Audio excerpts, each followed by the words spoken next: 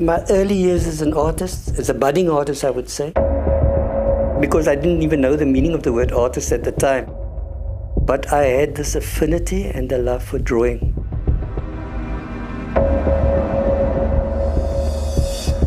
In the apartheid era, many things changed, as you know. Growing up in this area was hurtful, painful. I thought to myself, as an artist, what could I do to play my role in the struggle? When he had originally started, we thought he was doing a painting of Jesus Christ on the cross. For having made that painting, he must be aware that there'll be a price to pay. The reaction of the authorities was to be dumbfounding. We actually became afraid for him. And then the order went out by the hierarchy, seek and destroy. I feared for the safety of my family. I do believe that the hand of God was involved as far as that painting was concerned. I think I have to thank God that I actually came back out of this, alive.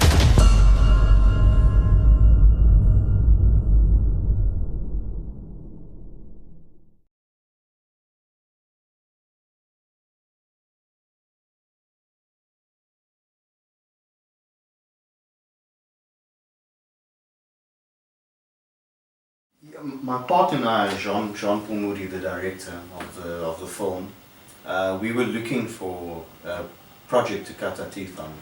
At that point, we were working in media.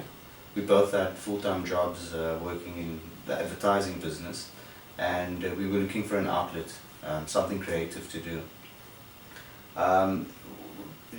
Jean-Paul's partner at the time, Stacey, she was a neighbor of Ronnie's. And I found his story fascinating once it was relayed to me that this man who lives in Mitchell's Plain next to my partner's partner, my partner's girlfriend, had this fantastic story. And I did my own research and I found out that this is actually quite a big thing, right? It's a big story, and it's very seldom that such stories emanate from our communities. Now, I grew up in Mitchell's Plain, JP as well. And it's very rare to find a story that of that scale and significance to the liberation struggle that originates from places like Mitchell's Plain, the so-called coloured communities. And I felt that Ronald Harrison's story was a unique opportunity to use, to make a statement that the liberation struggle was a collective effort.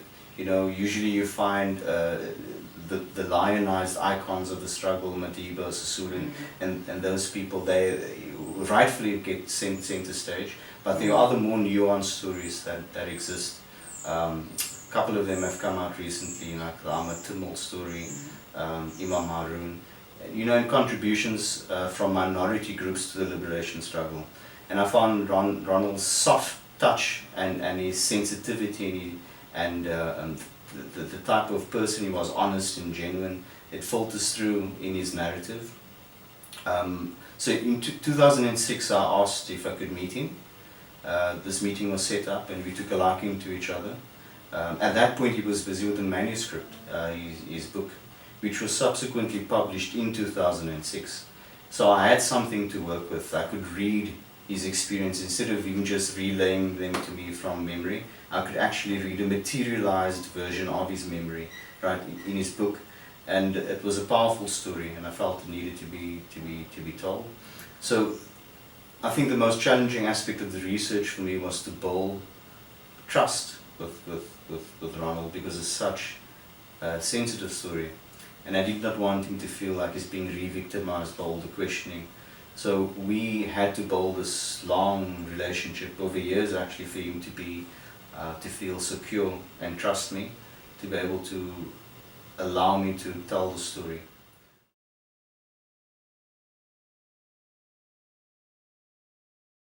It was very difficult to find funding. The NFVF, National Film and Video Foundation, is our only funder. Most of the funds had to come from our personal money. So I've put in money myself, my partner, But a lot of our investment actually comes through deferring our work. So that means that all the key functions, you work on your projects for free without any compensation. So as a producer, as a researcher, as a writer, as a director, as an editor, those are all very expensive functions in the filming process. And that we all deferred. In other words, we worked for free with the hope that we could maybe recoup some of that money and remunerate ourselves once the film sells. But that's also a challenge because usually you never make the money back. Well, in the Black Rice, I was writer, researcher, producer. So that would be the conceptualizing this whole story, right, and making sure that it happens, finding the funding, assembling, casting crew, making it happen, in other words. So development in terms of research and writing, not just the script, but for the dramatized sections, but also the treatment for the actual documentary story. So the film has components.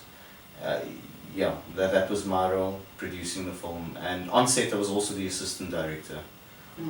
So I suppose the only thing I really did not get involved in is post-production. That's where my partner came in. He handled that part of the filming process.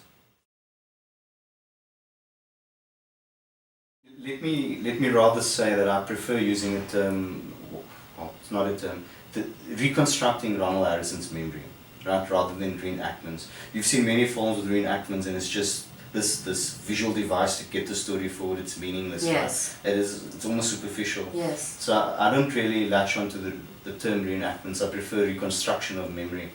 So Ronald Harrison's book was the instantiation of his memory because he's materialized his memory by writing it down, right? But we know that memory is sometimes fickle and it fluctuates and it's not 100% accurate, but it's as good as we can to get. So I had his book and I had access to him, so he could recount to me what had happened. So in terms of the dialogue of the drama sections, it's as accurate as possible. There's a degree of inventiveness, but it's not complete fabrication. There's actually very little inventiveness, and I think how it is inventiveness because we had to compress so much that has happened to Ronnie. A lot more has happened than what the film has shown.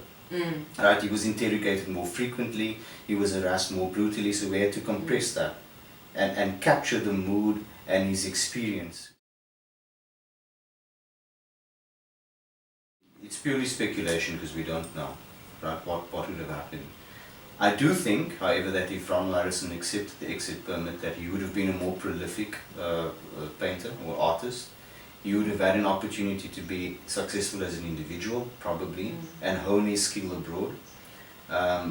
But he did not choose to do that. And there are a few examples, people like Albert Adams, also so-called colored artist who's gone on to do amazing things. He's world-renowned, he's respected, and he was more or less a contemporary of Ronald Harrison. But he chose to leave, and I'm not saying either decision is good or bad, but I'm saying there's a value to whatever decision that you make. There are pros and there are cons. For me, the disadvantages for Ronnie is his own personal development.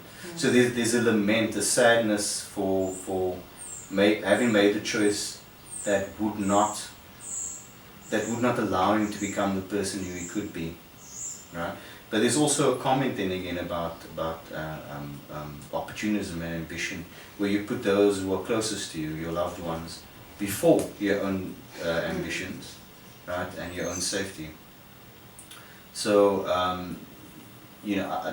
I think that Ronald Harrison is unique in that way, in that because he stayed, the immediacy of his experience and the immediacy of his work, it's way more raw, it is honest, right, where you'd find, if you go abroad, you want to contribute to the struggle, but you also need to do it in a convivial manner. You need to consider the sensibilities of your target market abroad, so you can't be as brazen, perhaps as Ronald Harrison has been with the commentary that he has made.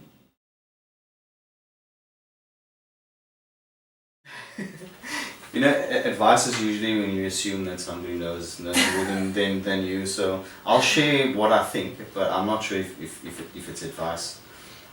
But because documentary filmmaking is usually not glamorous, I think what's of prime importance is that you pursue a story that you feel very, very strongly and passionately about.